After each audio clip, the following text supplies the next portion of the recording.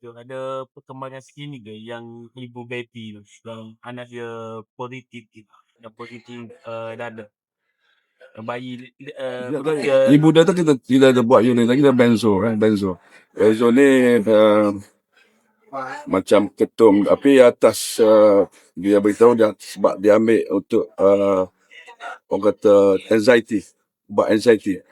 Jadi kesan pada ubat anxiety itulah katanya bila unit test keluar benzo, tapi untuk anak baby dia tu dia masih dalam siasatan.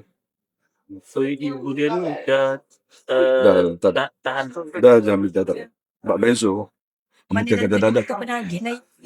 Dia ambil atas alasan dia mandung untuk dia ada anxiety, mana dia ambil ubat apa tu untuk kesan anxiety, untuk merawat anxiety. Jadi bila kita test ni keluarnya benzo ya.